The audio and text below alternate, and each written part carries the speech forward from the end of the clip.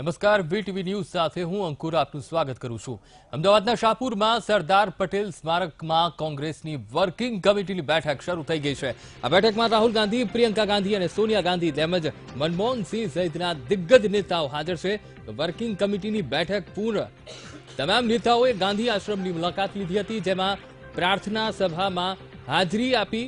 ત્યારબાદ નેતાઓ સરદાર સ્મારક પહોંચ્યા, જ્યાં સરદાર પટેલને સૂતરની આંટી પહેરાવીને શ્રદ્ધાંજલિ અર્પણ કરવામાં આવી।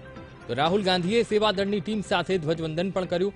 જો કે હવે વર્કિંગ કમિટીની બેઠક શરૂ થઈ ગઈ છે, જેમાં જીએસટી, ખેડૂતોની સમસ્યા, નોટબંધી અને બેરોજગારી જેવા મુદ્દાઓ પર ચર્ચા થઈ શકે છે। આગામી લોકસભા ચૂંટણી માટે કોંગ્રેસની રણનીતિ અંગે પણ ચર્ચા વિચારણા કરવામાં આવી શકે છે।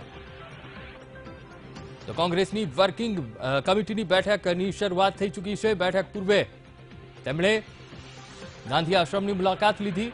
ગાંધી આશ્રમમાં પ્રાર્થના સભામાં આ દરેક નેતા ઉપસ્થિત રહ્યા, સાથે જ સરદાર પટેલને પણ શ્રદ્ધાંજલિ અર્પિત કરી અને આ સીડબ્લ્યુસીની બેઠકની શરૂઆત થઈ છે। સેવાદળની ટીમ સાથે ધ્વજવંદન પણ કર્યું અને કોંગ્રેસની વર્કિંગ કમિટીની બેઠકની શરૂઆત થઈ ચૂકી છે।